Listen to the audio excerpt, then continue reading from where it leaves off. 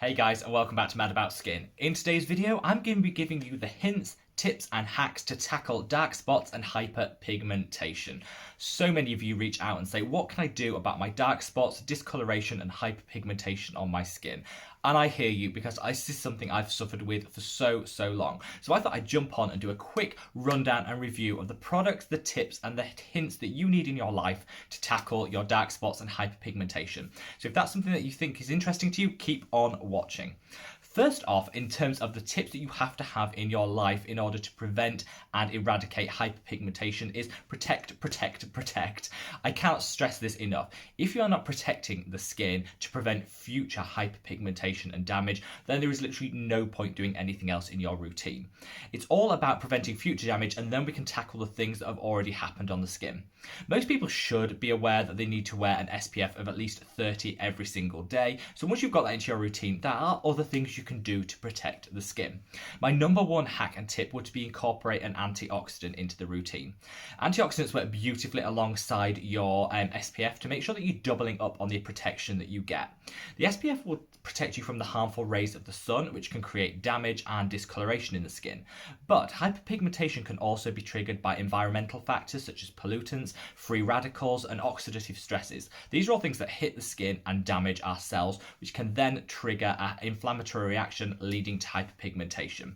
If you use an antioxidant routinely in your skincare routine, you will see some amazing results. They can be really cheap, so go for something like the Inkey Q10 serum, which is £5 here in the UK, $7 in the US. Super affordable. I've linked it below, as I will all the products I mentioned today, so check those out if you want a little bit more detail on that specific product. That's super easy to use, it's hydrating and it's super affordable.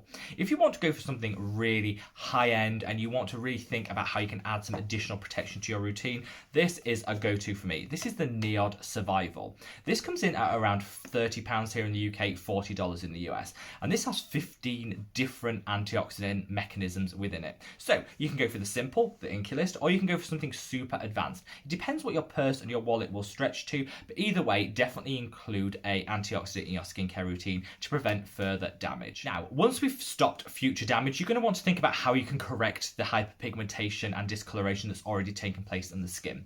You hear a lot of people say about different actives that work, but I believe a combination is the best approach to take. So choosing your actives is super important.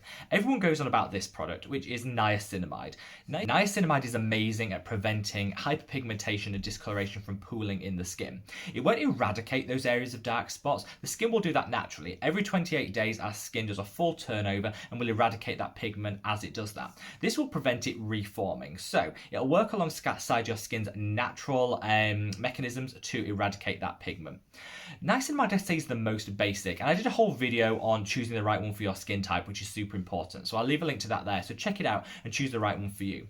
However, in combination with that niacinamide, I think you really want to add some other active ingredients which are going to help tackle that pigment. Number one is an alpha arbutin serum. They Ordinary do a fantastic and affordable one, coming in at £6 here in the UK, $8 in the US. That is a really basic product, but over a period of about 2 months will start to break down and prevent the reappearance of some of that pigmentation. You could take it up a notch further and use a tranexamic acid, which is a great product, which is going to help to prevent that formation of the pigment. Once your skin's removed it, you don't want it reforming again. Tranexamic acid is best used at night, in my opinion, and so my recommendation would be the Inkey List at night treatment. I'll leave a link to that below, but this is a fantastic product which combines some great actives, including tranexamic acid. If you use your tranexamic acid combined with your niacinamide and your alpha arbutin, these three are going to work beautifully together to just lift the overall complexion, help with some brightness and remove those pockets of discoloration and pigmentation. I think patience is key, and you will have to wait a couple of months to see the results, but it's so worth waiting for because the results will be stunning when they arrive. My top tip number 3 would be to exfoliate. I always stress the importance on this channel of exfoliation, but when it comes to hyperpigmentation, anything you can do to kick up the skin's natural cellular turnover is going to deliver the results quicker. I've just talked about those actives which could take a couple of months to start showing results. If you incorporate an exfoliator into your routine, that'll just cut down on the amount of time taken to see those results and give those results an extra boost when they do appear. Exfoliation is key, and the two best exfoliators for removing pigment from the skin will be glycolic acid and lactic acid.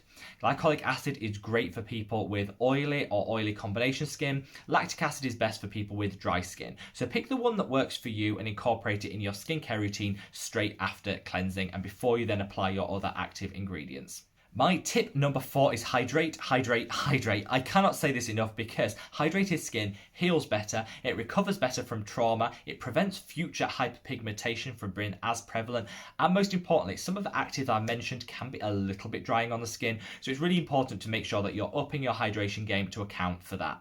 Some of the best ways to hydrate are actually peptide serums.